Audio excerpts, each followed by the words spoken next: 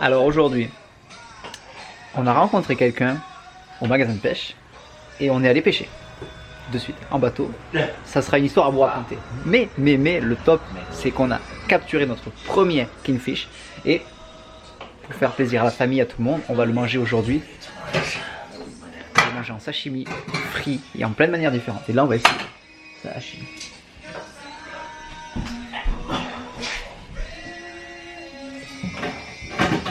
You want me to make some more of that, like,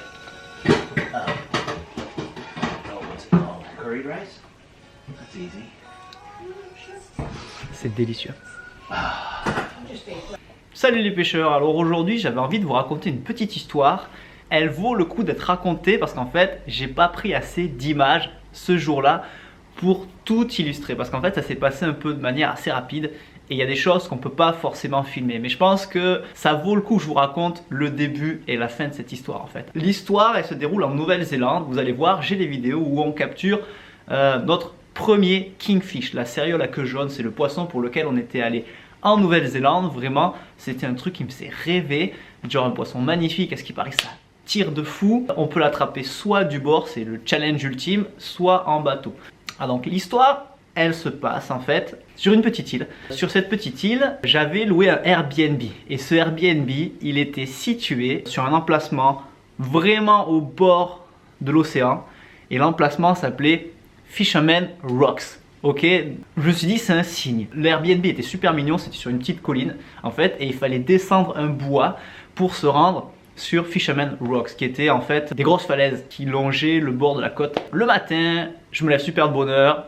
Je vais à Fisherman Rocks avec tout mon nouveau matos que j'avais acheté dans le magasin de pêche local parce que j'avais pas du tout le bon matos qu'il fallait. Je pêche la journée, rien du tout. Je rentre l'après-midi, donc j'avais descendu toute la falaise, pêché toute la journée et le soir je rentre. J'arrive, j'étais mort. C'était le milieu d'après-midi. J'étais KO. Je m'étais levé super de bonne heure, j'avais pêché toute la matinée, milieu de journée. J'étais rentré en Nouvelle-Zélande, l'été il fait super chaud. Et balancer des gros leurres pour le kingfish du bord, ça crève. Arrivé chez moi, j'étale toutes mes affaires. Je mets tout à sécher. Dans le jardin, j'en mets partout. Les chaussettes, les habits, les gants, la canne à pêche, le moulinet, tout. J'en mets partout. Et là, au bout d'une heure que je finis de tout installer, je m'installe sur mon lit. Tranquille, je me dis, ah, c'est bon, je vais me caler. À peine 5 minutes que je me cale, je reçois un coup de fil de Mike. Mike, c'est un mec que j'ai rencontré à Ox Shop, un magasin de pêche local. On avait fait connaissance et tout, et il m'avait dit, Mathieu, si je vais à la pêche, je t'appelle et si tu veux on se fait une partie en bateau. Je fais ah ça serait super cool. J'étais sur mon lit tranquille comme ça, en train de décompresser de la journée. Et là Mike m'appelle et il me dit Matthew, parce que Mathieu en anglais ça marche pas. Il me dit Matthew, je viens de casser sur le plus gros kingfish de ma vie. J'ai pété ma canne, je retourne à Oxtacle pour en chercher une nouvelle. Si tu es à Oxtacle d'ici moins d'une heure, je te prends avec moi en bateau. J'étais mort. J'étais mort, je m'étais levé à 5 h du matin, j'avais fait toute la demi-journée. Et dans ma tête, je me dis, Mathieu, s'il t'appelle, putain, toutes les affaires, elles sont étalées. Je vais mettre au moins 20 minutes à tout réunir. Vas-y, c'est l'occasion. Ça se trouve, ça se reproduira plus. Et ça se trouve, c'est la chance. Ça faisait 4 jours que j'avais pêché 0 kingfish du bord. Je me dis, Mathieu, ça se trouve, c'est maintenant, c'est l'opportunité. Donc, vas-y, vas-y. Alors, je prends toutes mes affaires, vite. Je réunis tout, un maximum. Canne à pêche en plusieurs brins, je plie tout, j'accroche tout dans le sac avec une corde, je mets tout le sac. Et là, je regarde sur le GPS, Oxtacle. Je fais ok, parce que là où j'étais, il n'y avait quasiment pas de bus, pas de taxi. Je fais, on s'en fout, on y va, on verra. J'accroche tout, je pars du bois, je cours comme un dératé dans les bois pour arriver au niveau de la route. 15 minutes à la place de 30 d'habitude. Et là, je cours. Le long de la route, il n'y avait rien, il y avait juste du béton. J'en ai rien à faire. Je me dis, j'y arriverai. C'était le milieu d'après-midi. Il faisait un cagnard, pas possible. Je transpirais, j'en pouvais plus, j'avais mon sac. Et bien, j'ai couru 30 minutes, les gars. Sauf que la Nouvelle-Zélande, c'est pas plat comme ça. La Nouvelle-Zélande, c'est que des îles. Et les îles, c'est jamais plat. C'est toujours vallonné comme ça. Et bien là je vous dis merci l'entraînement de sport que j'ai fait avant d'y aller, parce que franchement j'aurais jamais tenu déjà la journée plus courir sous le cagnard avec le gros sac. Mais j'étais tellement chaud et moi dans ma tête j'étais là, j'en pouvais plus, j'étais au bout de ma vie, j'avais les jambes en feu, j'avais les poumons en feu, je transpirais, j'en pouvais plus. J'étais là, je dis Mathieu accroche-toi, c'est pour le kingfish, vas-y. Au bout de 30 minutes il y a une voiture qui s'arrête à côté de moi. Elle ouvre la fenêtre. C'était une dame. Genre la hippie rockeuse, tu vois, la hippie rockeuse de l'époque. Des tatouages sur les bras partout, des bardeurs, rock. Elle me dit, où tu vas? Je fais, là-bas. Je dis, je vais là-bas. Elle fait, vas-y, grimpe, je t'emmène. Merci mon Dieu, j'en pouvais plus, j'étais au bout de ma vie. Dans la bagnole, elle me dit, tu viens d'où? France Cap d'Agde. Et là, la femme, elle me fait, non mais je connais le Cap d'Agde. Mon ex-petit copain, il travaillait dans les vignes et dans le vin, parce qu'en Nouvelle-Zélande, ils font beaucoup dans le vin. On a parlé rock, on a parlé Cap d'Agde, on a parlé vin, même si je connais rien en vin. Et elle m'a amené à Oxtacle. Et arrivé à Oxtacle, il y a Mike, tranquille. Il fait, Mathieu, prends ton temps, on n'est pas pressé, de toute façon, il faut que je fasse le plein. Moi, il me dit ça, j'étais un peu dégoûté parce que j'avais couru. Mais c'est pas grave, au moins j'y étais, j'ai eu le temps de respirer un peu. Et là, avec Mike, il m'emmène chez lui. Et dans son grand garage et tout. Et il y avait un bateau posé dans son jardin. Coque en alu, magnifique, noir. On réunit les affaires, tout ça. Et Mike, il me dit, vas-y Mathieu, mets tes affaires dans le bateau, on y va. Et moi, je regarde, je comprends pas trop parce que le bateau, il n'y avait pas de remorque. Il n'y avait pas de remorque sur le bateau. Je dis, mais comment on va faire? J'ai pas compris. On n'était pas du tout près de la mer. Et là, Mike me dit, Mathieu, monte dans le bateau, fais-moi confiance. Je fais ok. Je grimpe dans le bateau, il était posé sur le sol, il n'y avait pas de remorque, tu vois.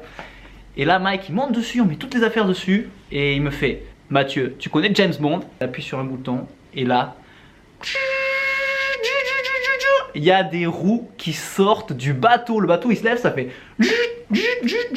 et là, il y a des roues qui sortent de devant et de derrière le bateau, c'était dingue. Et là, il allume un truc, poum, et il avait un volant, c'était mortel. Le système, ça s'appelle Sea Legs. C'est des bateaux de roues qui se déplient, un peu comme les avions, sous le bateau, ce qui fait qu'en fait, tu es sur la terre, tu as les roues, elles se déplient, et là, on démarre, on traverse toute l'allée centrale, jusqu'à la plage. Arrivé à la plage, le bateau, il roule sur la plage carrément. Tous les baigneurs et tout, ils sont là. Tout le monde te prend un selfie, pas trop long, tout le monde te regarde, c'est horrible. Bam, ça avance dans l'eau et quand ça arrive dans l'eau, Mike il appuie sur les boutons et les pattes se referment et là, boum, 150 chevaux, on démarre. Boum, génial, au large, moi j'étais là, je fais j'en crois pas mes yeux. Franchement, rien que pour ça, ça valait le coup de courir sous le cagnard. Et juste après, quand on arrive, on se remet sur le même spot où Mike s'était fait exploser son vif et sa canne par un big kingfish. Et là, il y avait des chasses. Il y avait des chasses un peu partout, mais le kingfish, c'est rigolo parce que les chasses, elles ne sont pas comme le thon, ça fait pou, pou, pou, ça explose dans tous les sens. Il y avait plein d'oiseaux partout qui piquaient dans l'eau et tout, comme quand on a l'habitude de regarder les chasses en France, avec les thons qui sont en surface. Mais il n'y avait pas des gros remous, il y avait des bourles. Mais il n'y a pas forcément que les kingfish aussi. Des fois il y a des kawai. Les kawai c'est des espèces de gros mulets mais avec une tête pointue. Et ça peut peser 5-6 kilos mais c'est très épais. C'est un peu comme des bonites, des mulets bonites. Voilà. Imaginez une bonite qui serait mélangée avec un mulet. C'est la même chose. Donc je vois pas de gros trucs. Et là je me dis ok, ça n'a pas l'air d'être gros. Je vais prendre ma petite canne, j'avais acheté un tout petit jig pour lancer et essayer d'attraper des vifs. Je lance en plein dans les remous et je ramène. Et à un moment, je dis bon, ça sert à rien, ça marche pas, je vais changer. Et je sais pas pourquoi, là j'accélère pour vite que le jig il revienne au bateau. Et là, quand j'accélère, je vois une ombre derrière le jig comme ça, une ombre, mais genre, c'est pas une ombre, c'était l'ombre. Un truc énorme qui suivait derrière et moi j'étais oh mon dieu, c'est pas un kawai, c'était un kingfish. Et plus j'allais vite pour amener le jig et plus l'ombre elle avait le nez collé derrière le jig. Je fais c'est foutu, il va m'attraper, il va m'exploser. Et là j'étais non, non, non, non, non, non, non. Et par grande chance, jusqu'au dernier moment au bateau, j'ai pu lever la canne et en fait le kingfish qui suivait mais de tellement près le jig, à fond la caisse, il est parti, ouf, sauvé, pas de kingfish. C'est là où commence la vidéo que je vais vous montrer jusqu'à maintenant. Voilà.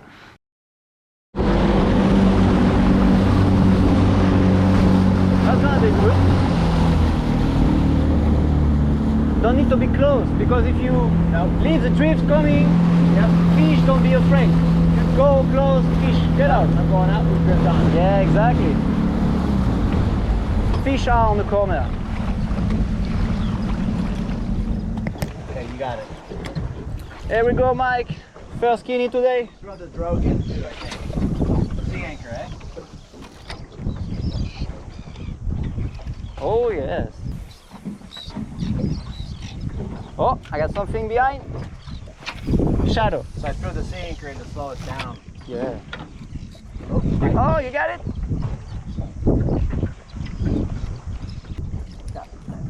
Yeah, cast. doing the shore over there too.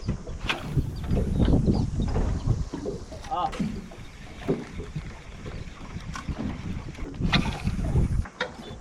Oh, Whoops, no, it's not. just behind. Just behind. Yeah, cast, cast. Fish are here. In Where? front, in back, around. Yeah. Okay, I'm gonna try with the small rod. Oh, oh, oh, oh, Oh, yes, Mikey. You get it? Yep. Yes. Do you wanna put the back down? You just keep fishing.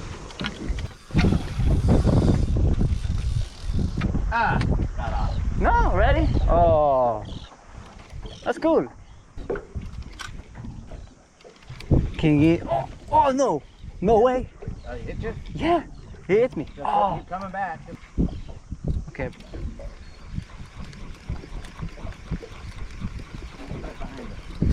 Oh, yeah. Oh no. You got.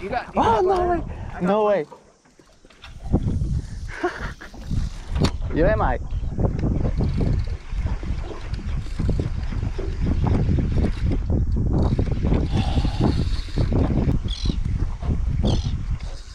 Oh, behind! Behind! No way! They're coweye. It's a catway? This is a coweye. Oh, a good size. Yep.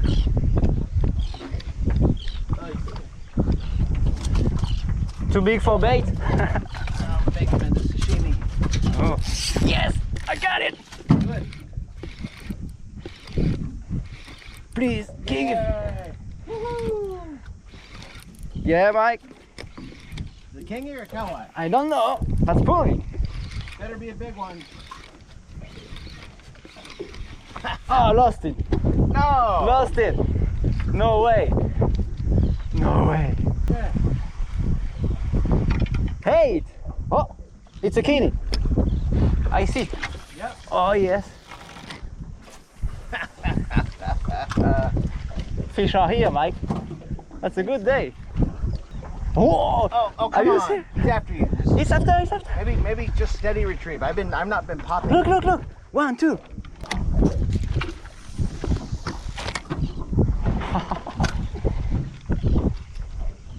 That's a good day.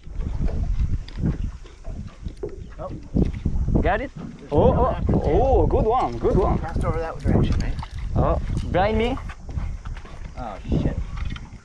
Take your time, take your time. Give me this. I know You good at fixing it? how to use this. Okay.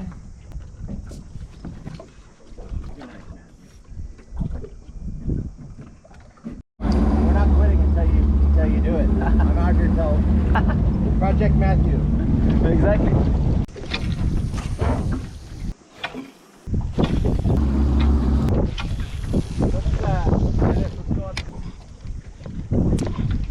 Oh, Kenny! 1, 2, 3, 4. We'll catch him. Oh, no way! Playing with him. No way! It's absolutely school. Do you need to put hooks on your lure? You have no hooks, I guess. No, you don't want to bite. Just keep looking. They followed you up, eh? A lot of. Probably 10 fish. Oh, look at that. Oh, oh yeah. Oh yeah, yeah, yeah, yeah. Look at it. Now What's up, work it when you come by there. What's up? Huh? Work it, work it. You need a live bait. See, they don't think twice about a live bait. You want to catch with a jig. Le plastic lure. Like that one you got. Your rash shirt with the hood. Yes? Where do you find those? Oh yeah! Good, it's about time. Yeah, woo! Don't lose him. Okay. I'm bringing my line in. No. Woohoo! No worry. He turns the boat. I'm bringing my drogue up too.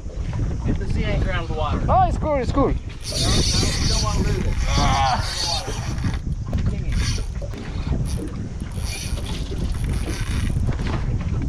Oh yeah. Oh, that's a good one. Good on you.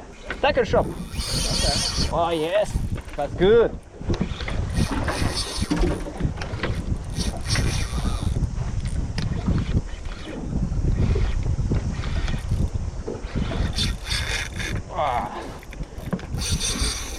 You need to Go back into the corner.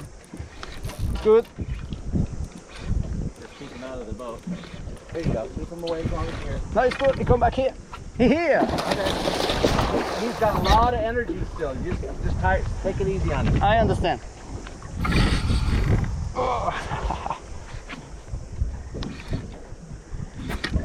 Nice looking fish. Okay. Not so good. So the next one. Huh? For in the next. Not so good. So the next one. Huh? For in the next one. Ah no. He's got so much going on. You want to get a picture? Grab the leader. No. Hang on. He's pretty wild still, man.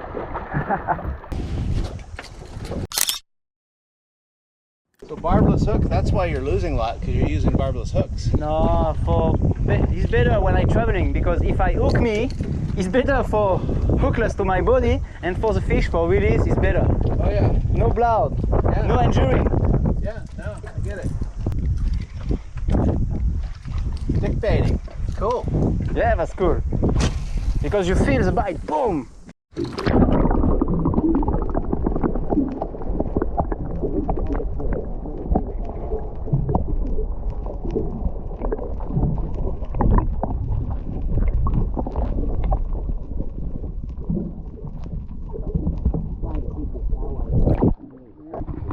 What do you think? Keep him going. I can give it to somebody. Okay. Come on, take it.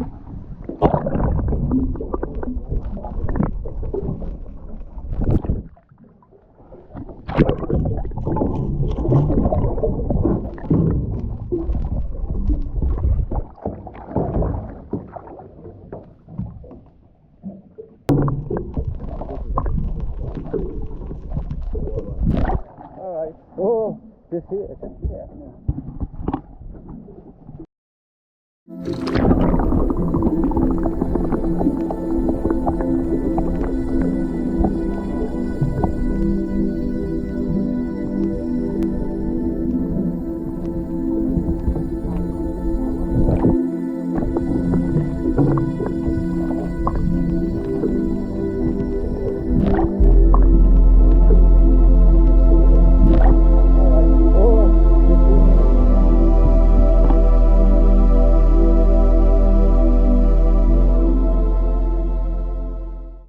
Donc en fait on a passé une super journée avec Mike sur l'eau à essayer de comprendre un peu comment les kingfish y marchaient. Alors c'est vraiment rigolo parce qu'il peut y avoir énormément de kingfish. Les kingfish c'est des cérioles donc c'est des trucs assez balèzes quand même.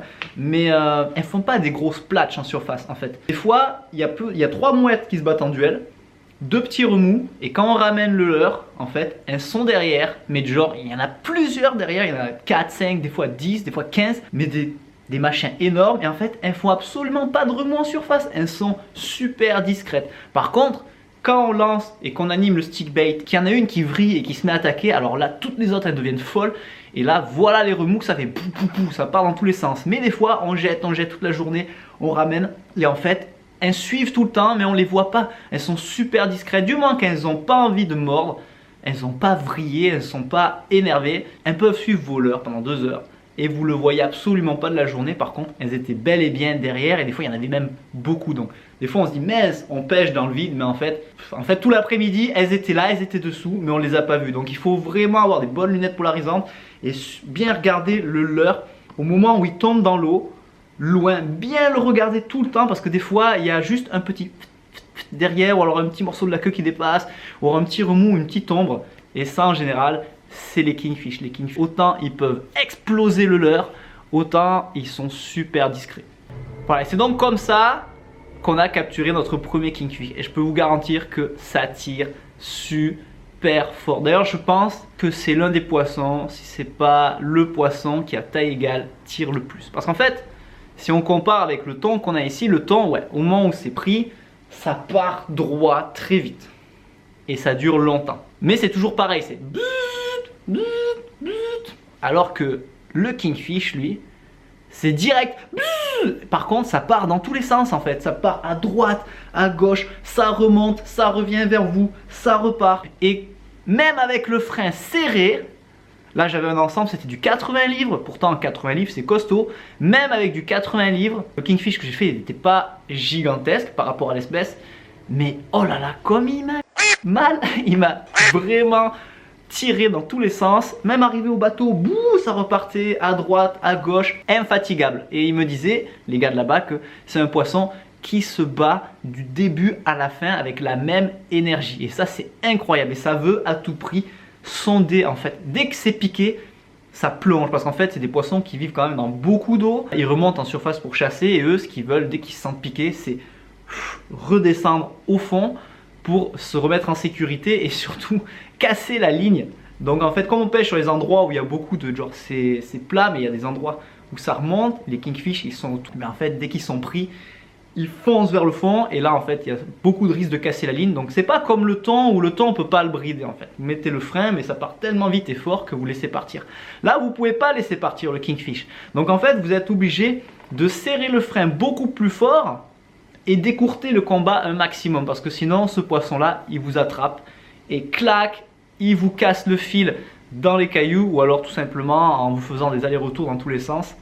Et ça c'est pas drôle. Ce premier kingfish on l'a gardé. On l'a gardé malheureusement, j'aurais voulu le relâcher mais Mike c'est pas quelqu'un de normal. Mike de base c'est un dentiste qui vit en Alaska. Et un jour il s'ennuyait, il s'est dit tiens j'aimerais faire pêcheur de saumon professionnel en Alaska. Pas de problème, il s'est mis et maintenant il pêche des saumons en Alaska de manière professionnelle avec un gros bateau, des filets, dans un lac qui est gigantesque. Donc Mike il a un rapport avec les poissons qui est pas pareil, tu vois. C'est pour Mike, si on joue pas avec la nourriture. Je fais, ah, c'est intéressant comme concept. Genre, ça m'a fait poser des questions que je m'étais jamais posées jusqu'à maintenant. Il m'a dit, Mathieu, on joue pas avec la nourriture.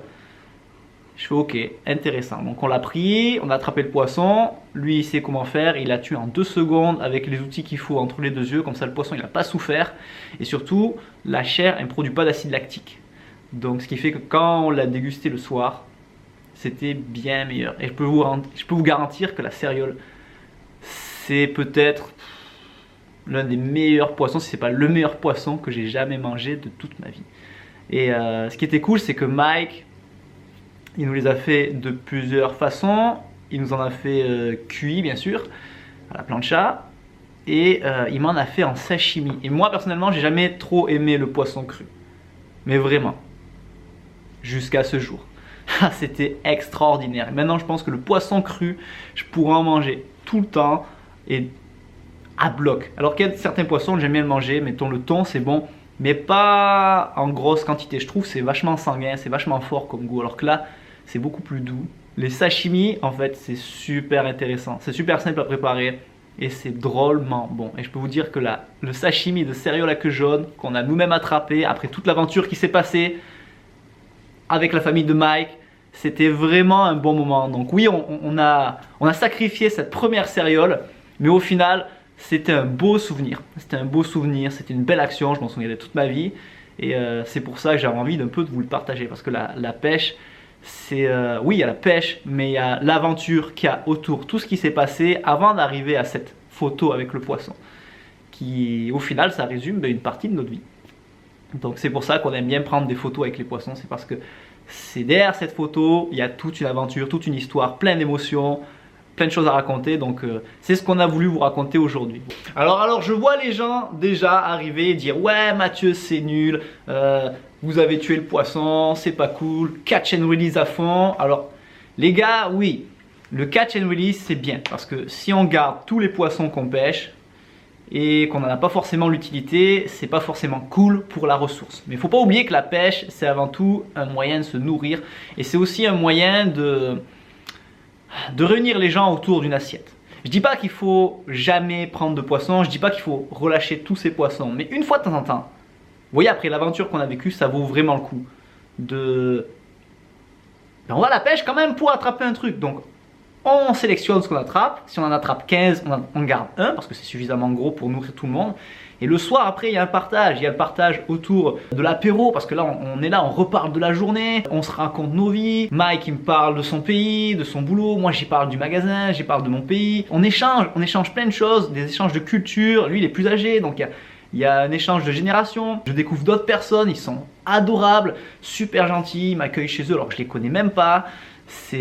c'est ça qui est beau. Et après le soir, il m'apprend, parce que lui, comme il est pêcheur de saumon professionnel, les filets, les découpages et tout, il connaît par cœur, les yeux fermés. Donc il m'a montré plein de choses, comment découper le poisson de la meilleure des manières, ce qu'il fallait surtout pas faire, ce qu'il fallait faire pour garder la meilleure chair, pour en gaspiller le moins possible. Donc au final, ce poisson, il a été sacrifié, mais de manière noble, on va dire. Vous voyez, on a utilisé toute sa chair. Il y a des amis de Mike qui sont venus. Il en aura donné des morceaux. C'est des gens, ils n'ont pas forcément les moyens de se payer du poisson tout le temps. Donc, ça leur fait plaisir. Et puis le soir, on se réunit tous. Lui, il me montre comment on fait de la cuisine. Même moi qui ai horreur de faire de la cuisine.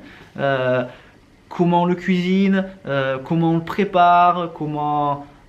Un échange de connaissances. Et c'est ça qui était cool. Vous voyez, ce poisson, il a réuni des gens. Il a réuni des êtres humains. Et il leur a fait vivre des bons moments. Voilà. Et c'est ça qui est important dans la pêche, c'est de vivre des moments, des bons moments, que ce soit des mauvaises expériences ou des bonnes expériences. Il n'y a que des bonnes expériences de toute façon, parce que on apprend toujours de plein de choses.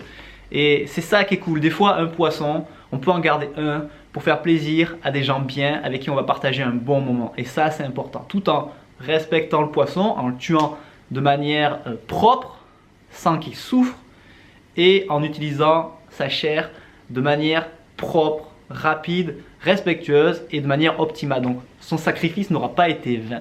J'espère que ce format d'histoire vous a plu. Je pense qu'on a plein d'autres aventures à vous raconter comme ça. Et si ça vous intéresse, on se fera une joie de vous les illustrer en images. N'hésitez pas à mettre un petit commentaire si vous avez trouvé ça rigolo, si ça vous a plu, si vous avez des questions aussi sur la destination. Et si on voit que vous aimez ça, peut-être qu'on vous racontera encore plein d'autres aventures de pêche. Non seulement à l'étranger, mais aussi en France. Parce que je suis sûr que vous aussi, vous avez des tas d'histoires à nous raconter. Et c'est ça qui est cool dans la pêche, c'est que on sort de la maison et on vit des choses. On vit des choses, on vit des aventures. Et le soir, quand on rentre à la maison, on a des choses à raconter. A plus pour de nouvelles aventures de pêche.